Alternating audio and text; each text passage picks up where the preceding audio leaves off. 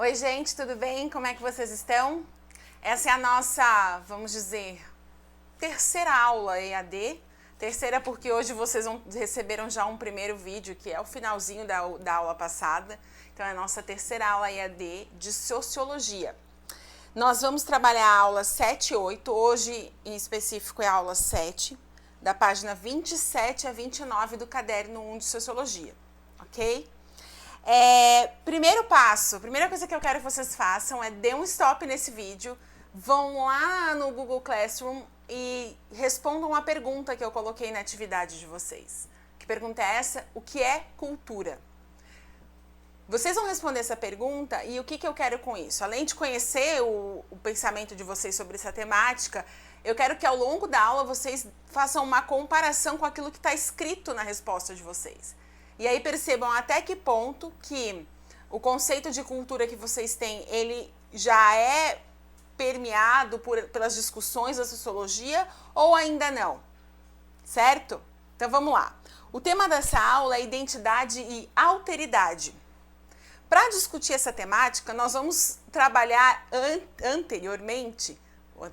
nós vamos trabalhar agora um conceito essencial, que é o conceito de cultura. E para trabalhar cultura, nós vamos entrar numa área das ciências sociais que recebe o nome de antropologia.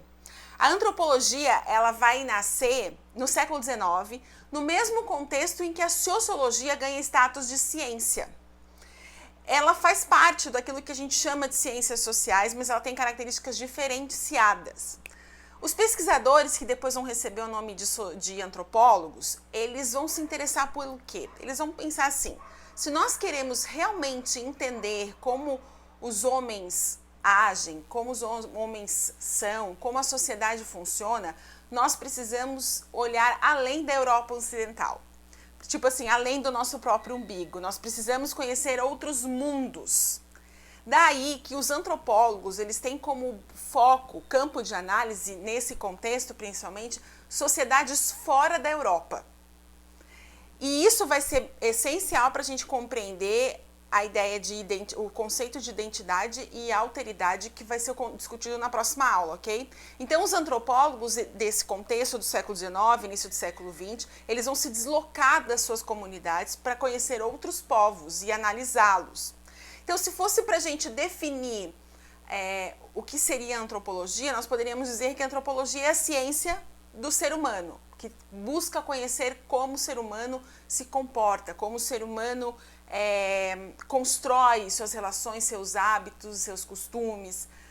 A sociologia seria uma ciência da sociedade, ou do indivíduo vivendo em sociedade, enquanto a antropologia, então, ela tenta entender o que é ser humano, tá bom? Se a gente fosse pensar, então, num objeto de estudo para a sociologia, nós poderíamos dizer que os objetos de estudo são, como estão ali no slide, as crenças, as formas de organização política, os costumes, a estrutura familiar, os idiomas, as manifestações artísticas e a relação entre os grupos e os diferentes grupos.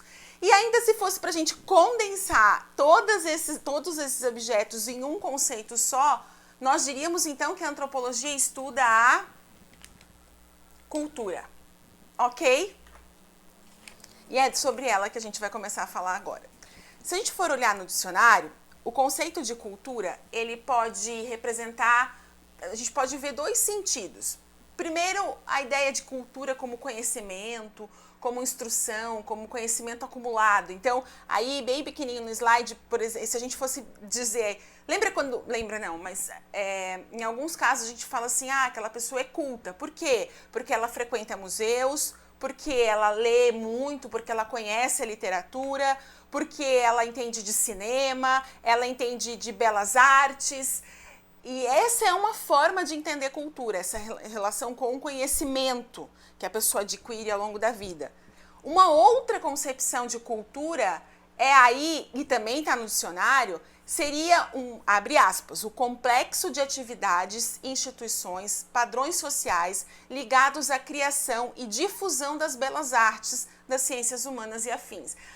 Um exemplo disso poderia ser o extinto Ministério da Cultura, que é uma instituição para promover a arte. Hoje a gente tem a Secretaria Especial da Cultura. Tá? Então são dois sentidos que na maioria das vezes é o que o senso comum entende como cultura. Será que é isso que vocês responderam lá na pergunta que eu fiz para vocês? Bem, a antropologia, ela tem uma outra percepção do que é cultura.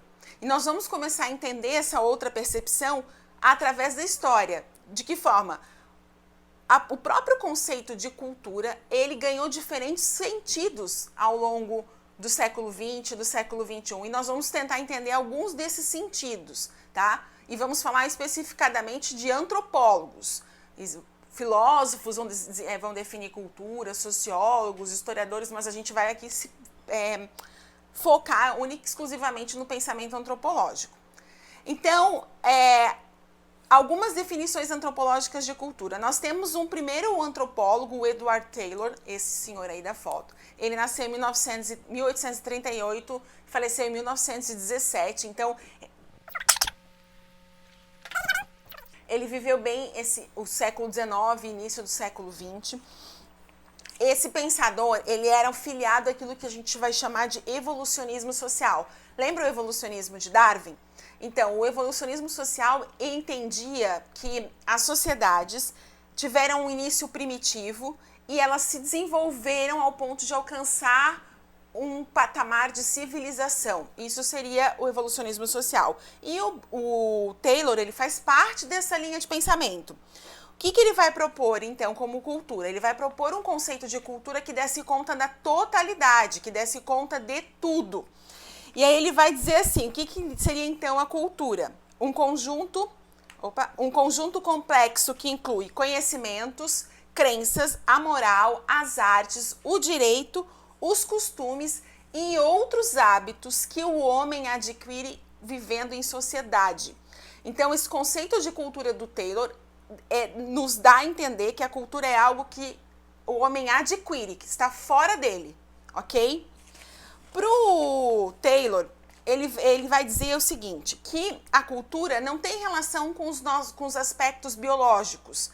Então, um povo ter ou não cultura não tem nada a ver com a biologia, porque a cultura é uma outra característica do ser humano, ela é adquirida.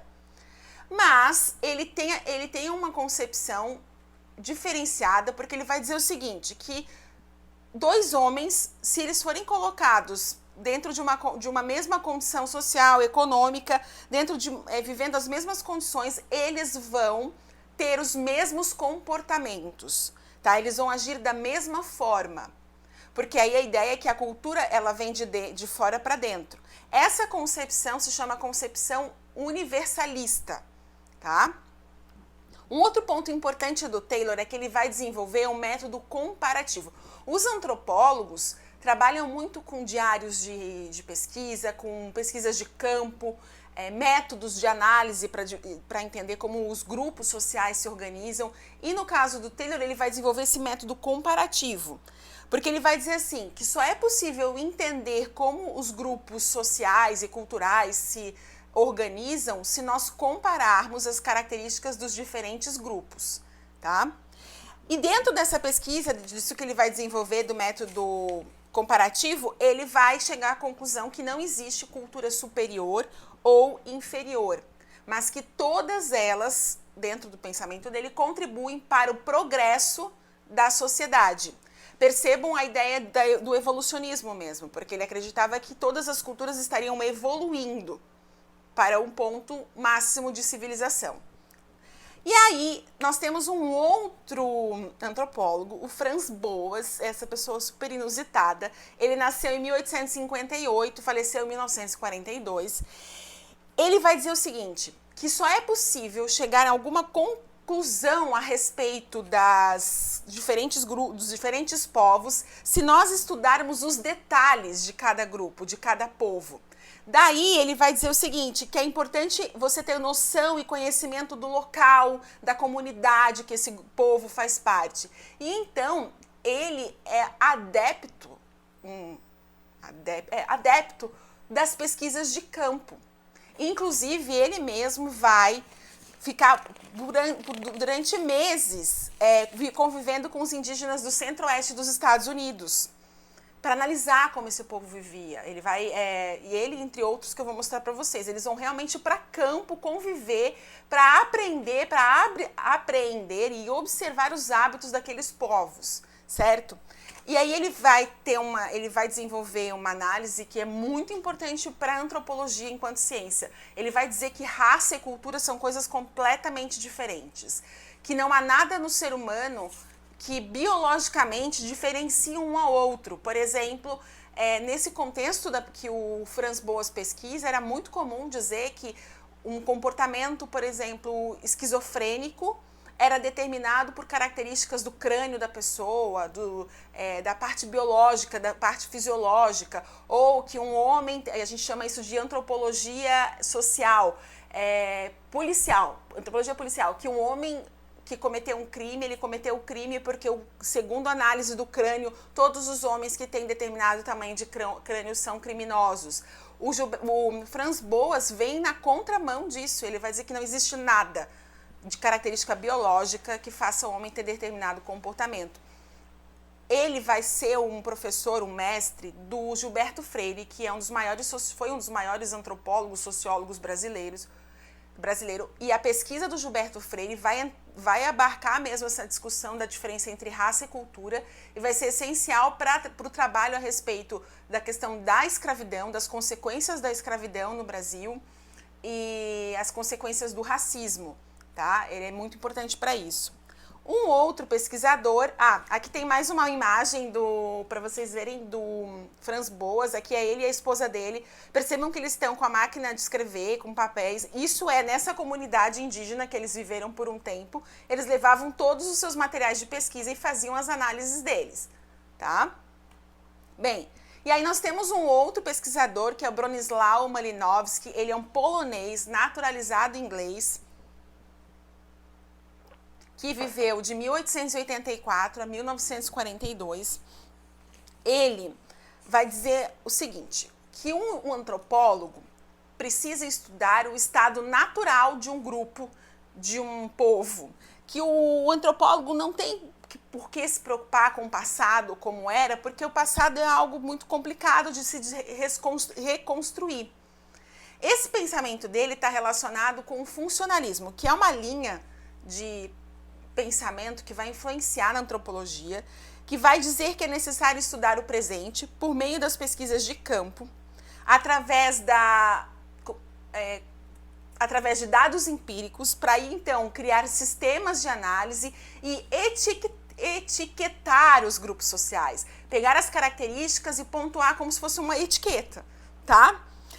Ele vai dizer que, através dessas pesquisas de campo, que então é possível construir relações entre as necessidades básicas de todo ser humano, se alimentar, descansar, a segurança, enfim, com algumas funções específicas atribuídas a essas atividades, tá? Ou como cada povo lida com alimentação, como cada povo lida com casamento, a relação familiar, etc, tá? Então, o Malinowski, ele vai ser um outro pesquisador que, assim como o Franz Boas, também vai conviver com diversas tribos e vai ter contato com diferentes pessoas e grupos e povos para entender como o ser humano age na sua totalidade. Quando a gente fala de totalidade, é a ideia de sair da Europa para entender como é o humano, tá bom? Então, nós temos um outro e o último antropólogo que eu vou apresentar para vocês, o Claude Lévi-Strauss. Ele é essencial para a antropologia moderna e contemporânea, as pesquisas dele, as análises dele. Vejam que ele viveu 101 anos, né, de 1908 a 2009. Ele foi um exímio pesquisador e antropólogo. Então, por que o Claude Lévi-Strauss ele é tão importante? Vou dar um exemplo só na questão do próprio Brasil, tá? Ele fez parte da Missão Francesa, que foi um grupo de professores e de pesquisadores que veio da França para o Brasil para ajudar a implementar a USP, a Universidade de São Paulo. Ele foi convidado para ser professor de sociologia da Faculdade de Filosofia, Letras e Ciências Humanas da USP. Então, ele é parte essencial da consolidação de uma das maiores universidades do Brasil e principalmente na construção das ciências humanas como área de pesquisa no Brasil. Tá? Além disso, eu falei antes para vocês, ele era um cara bastante crítico. Então, tem um livro dele chamado Pensamento Selvagem, ele vai fazer uma discussão, inclusive, sobre o papel da história. Ele vai dizer que a história, os fatos históricos são ilusões. O que importa mesmo é estudar o hoje, o presente, através da antropologia. Tá? É engraçado que, realmente, eu falo isso pela minha experiência na faculdade. A antropologia está muito mais ligada, as disciplinas que eu tive de antropologia, ao estudo do agora, do hoje, do presente, de como as coisas são. Tá? Qual que é a chave do pensamento do Stross? É que o antropólogo ele deve buscar, por trás de toda a diversidade da espécie humana, aquilo que é universal, o que a humanidade tem de universal, tem de único. E é isso ele vai chamar de... ele vai dizer que é preciso comparar os diferentes grupos, os diferentes povos e encontrar as invariantes. Aquilo que se percebe em todas as sociedades, em todos os grupos. Ele vai dizer que é importante, o antropólogo, ao decifrar as relações entre o humano, a natureza e a cultura, perceber de que forma a sociedade se organiza. E ele vai afirmar o seguinte, que as sociedades se organizam como se fossem frases ou modos de falar, que podem ser diferentes, mas obedecem ao mesmo código. Da onde que o Stross tira essa concepção? Ele é um estruturalista. O estruturalismo é uma linha de pensamento e uma metodologia de pesquisa que nasce na linguística e vai influenciar muito o trabalho de vários cientistas sociais, historiadores, antropólogos, sociólogos. O Stross, ele é um ícone, ele é um representante do estruturalismo, então ele vai dizer que, assim como a linguagem, a sociedade e a cultura se organiza por meio de estruturas. Estruturas essas que podem ser diferentes, mas fazem parte de todas as sociedades. Eu vou dar um exemplo. A organização familiar. Ele vai dizer que ela pode ser diferente nos diversos grupos, mas ela existe. Ok? Isso é uma estrutura antropológica, uma estrutura cultural. E aí ele vai dizer que é essencial, então, que o antropólogo entenda como isso acontece nas diferentes culturas, como a sociedade, como os grupos sociais se organizam por meio das estruturas culturais, certo? E quando ele vai fazer isso, quando ele vai propor essa análise, o Stross vai romper com a diferença ou a dicotomia entre cultura e natureza. Cultura, percebam que eu coloquei ali com C maiúsculo, tá? Que são essas invariantes, aquilo que existe em todos os grupos sociais. Essa cultura, pro Stross, ela é como se fosse o capital comum da humanidade. Em contrapartida, existe a natureza.